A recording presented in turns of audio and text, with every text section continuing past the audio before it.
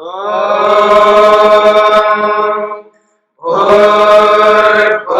स्वः तत्सवितुर्वरेण्यं भर्गो देवस्य धीमहि धियो यो नः प्रचोदयात्।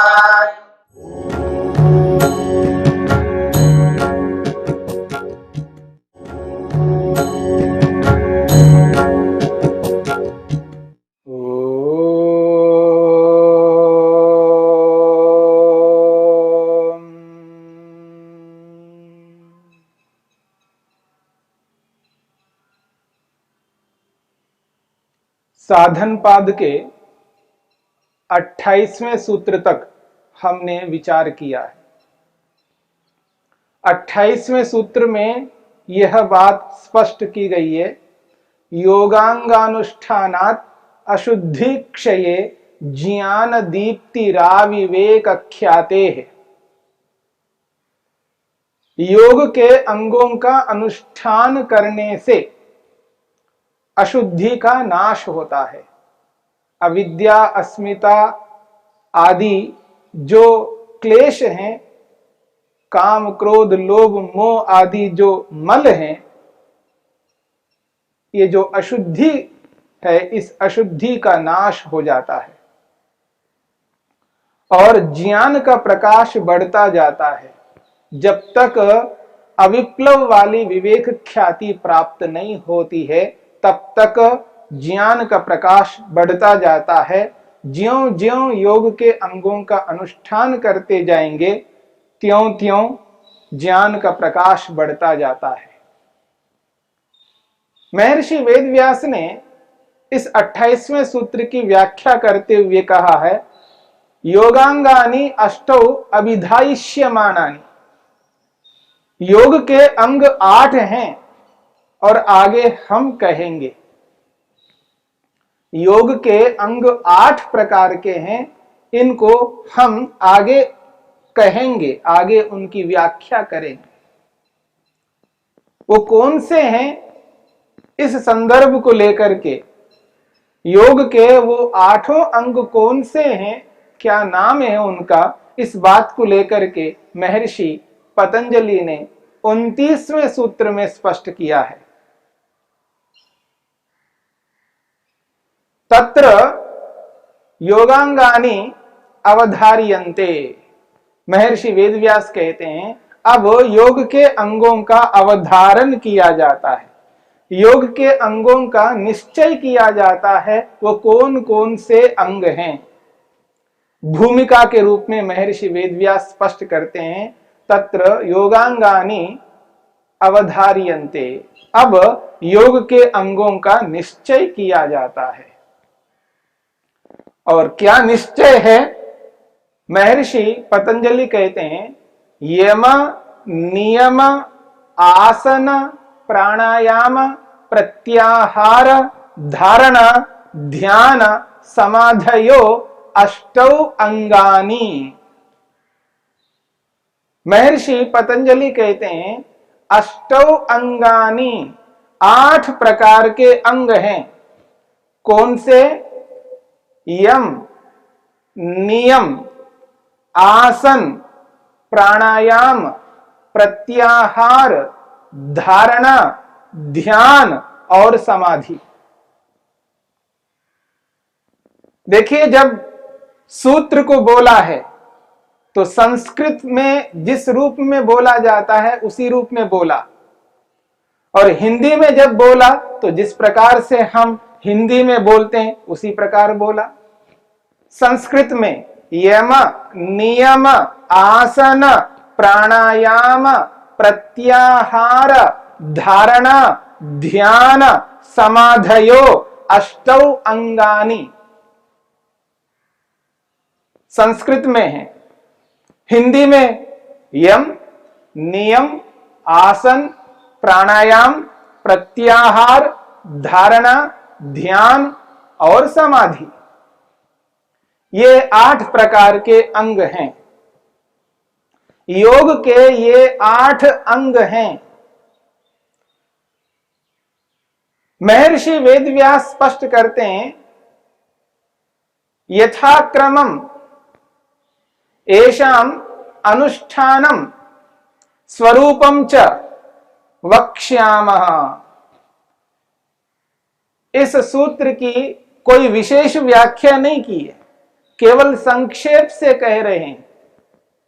यथाक्रमम् येषाम् अनुष्ठानं स्वरूपं च वक्ष्यामः। यथाक्रमम्, जिस क्रम में योग के 8 अंग हैं, उसी क्रम से, क्रम के अनुसार, यथाक्रमम्, क्रम के अनुरूप, अर्थात यम के बाद नियम, नियम के बाद आसन, आसन के बाद प्राणायाम, प्राणायाम के बाद प्रत्याहार, प्रत्याहार के बाद धारणा, धारणा के बाद ध्यान, ध्यान के बाद समाधि। यह है क्रम। यथाक्रमम् येषाम्, इन 8 अंगों के अनुष्ठानम, अनुष्ठान करना, किस प्रकार से अनुष्ठान करना, किस प्रकार से इन 8 अंगों को अपने जीवन में धारण करना, इनके अनुष्ठान को किस प्रकार करना, और स्वरूपम, इनके स्वरूप, इनके लक्षण, यम किसे कहते हैं, नियम किसे कहते हैं, आसन किसे कहते हैं, इनके एक एक का जो स्वरूप है, इनका जो लक्षण है, इनकी जो परिभाषाएं हैं, इनको हम आगे वक्ष्यामा कहेंगे, ऐसा महर्षि वेदव्यास कहते हैं। इस सूत्र में केवल 8 अंगों को गिनाया है और महर्षि वेदव्यास ने स्पष्ट किया है इन 8 अंगों को किस प्रकार अपने जीवन में धारण करना है और इनका क्या स्वरूप है, इनका लक्षण क्या है, इनकी परिभाषाएं क्या है, इनको हम आगे आने वाले सूत्रों में कहेंगे, ऐसा महर्षि वेदव्यास कहते हैं। 29वां सूत्र समाप्त हो गया। अब आगे 30वें सूत्र को लेकर के हम विचार करेंगे। महर्षि वेदव्यास कहते हैं तत्र, तत्र वहां पर या उनमें, इन 8 अंगों में पहला जो अंग है यम, इस यम को लेकर के विचार करते हैं। वो कहते हैं तत्र, इन 8 अंगों में अहिंसा, सत्य, अस्तेय, ब्रह्मचर्य, अपरिग्रह, यमाह। कहते हैं अहिंसा, सत्य, अस्तेय, ब्रह्मचर्य, अपरिग्रह, यमाह, ये 5 यम हैं। अहिंसा 1, सत्य 2, अस्तेय 3, ब्रह्मचर्य 4 और अपरिग्रह 5। ये 5 को यमाह, यम कहते हैं।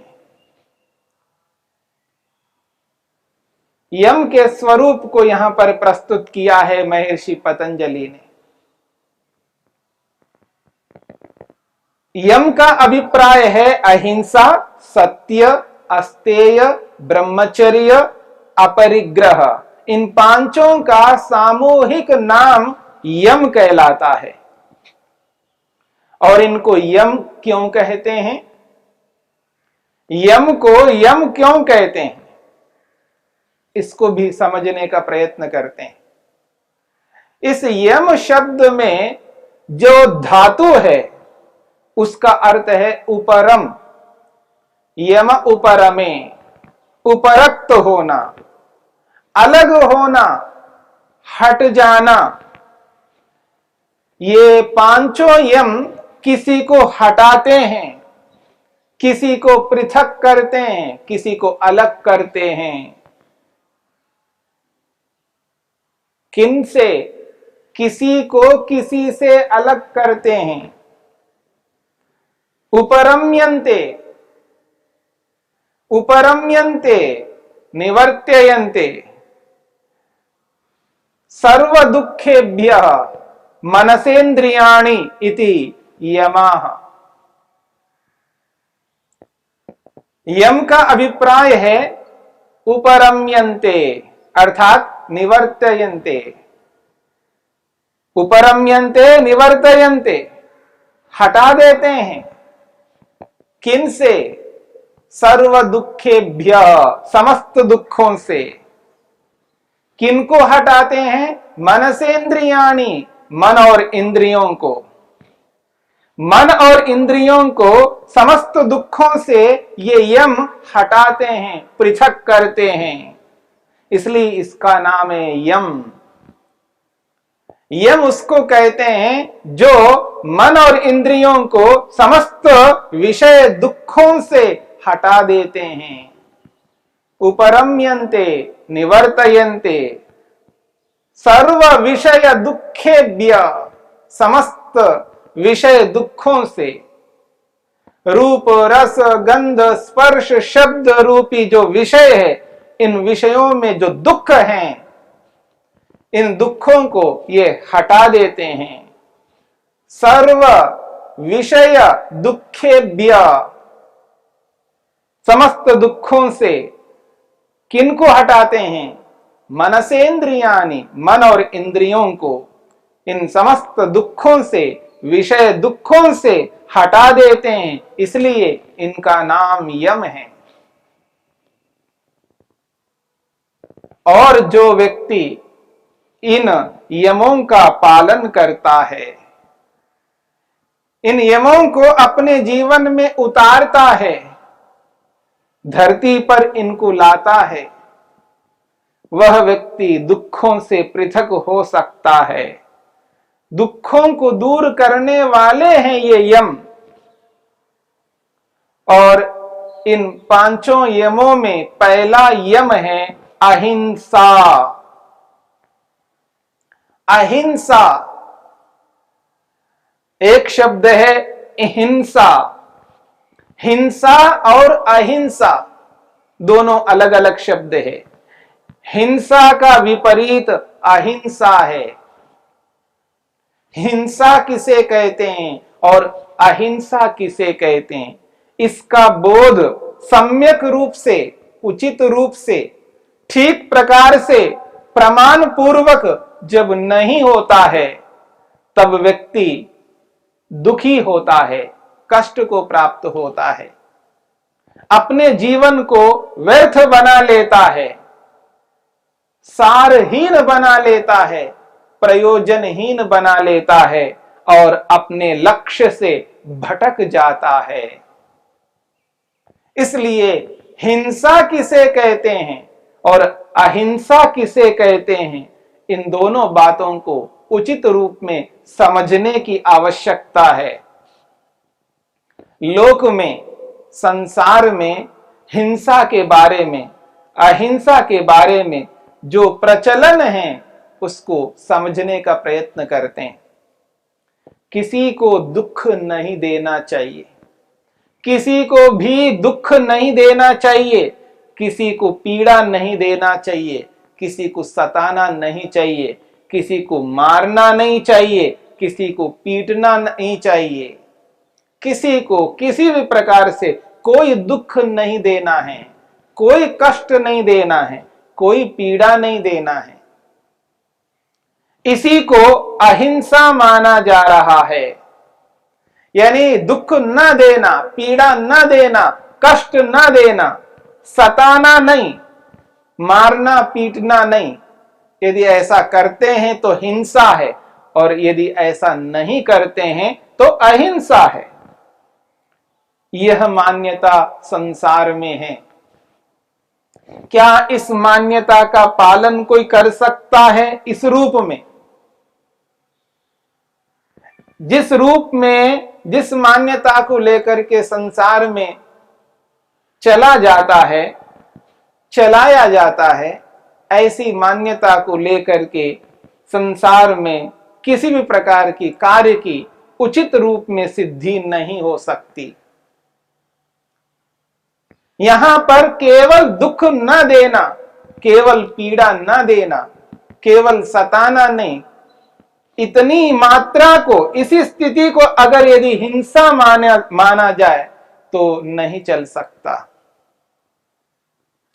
ऐसा संसार में कोई भी प्राणी नहीं है, कोई भी ऐसा आत्मा नहीं है, कोई भी ऐसा मनुष्य नहीं है जो दूसरे को दुख नहीं देता हो, कष्ट नहीं देता हो, पीड़ा नहीं देता हो, सताता नहीं हो।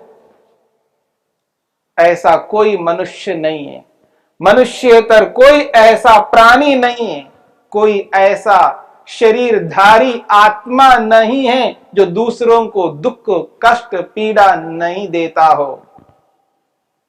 दुख देना मात्र हिंसा नहीं है, दुख न देना मात्र अहिंसा नहीं है। इस बात को समझने की आवश्यकता है। यदि दुख देना ही हिंसा हो तो समझने का प्रयत्न करना। माता पिता दुख देते हैं, माता पिता दुख देते हैं, गुरु आचार्य दुख देते हैं, समाज भी दुख देता है, राष्ट्र दुख देता है, विश्व भी दुख देता है, भाई दुख देता है और बहन भी दुख देती है, पति दुख देता है, पत्नी भी दुख देती है।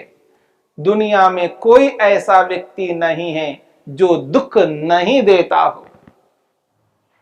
दुख देना मात्र हिंसा नहीं हो सकती, दुख न देना मात्र अहिंसा नहीं हो सकती। इस बात को समझने का प्रयत्न करना। दुख तो सभी सभी को देते हैं, और तो और दुनिया में जिसे हम ईश्वर मानते हैं, जिसको सृष्टिकर्ता मानते हैं, परमेश्वर मानते हैं, परमपिता परमेश्वर तो सबसे अधिक दुख देता है। ईश्वर जितना दुख देने वाला इस संसार में और कोई पदार्थ नहीं हो सकता। यदि दुख देना मात्र ही हिंसा हो तो दुनिया में सबसे बड़े हिंसक परमपिता परमेश्वर हो जाएगा। इसलिए दुख देना हिंसा नहीं है, केवल दुख देना मात्र हिंसा और केवल दुख न देना मात्र अहिंसा ऐसा नहीं हो सकता। इस बात को समझना है।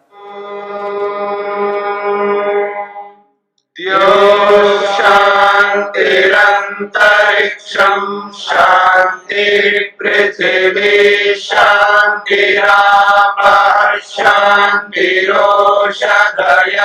शान्तिः वनस्पतयः शान्तिर्विश्वे देवाः शान्तिर्ब्रह्म शान्ति सर्वं शान्ति शान्तिरेव शान्ति क्षमा शान्तिरेधि ॐ शान्ति शान्ति शान्ति।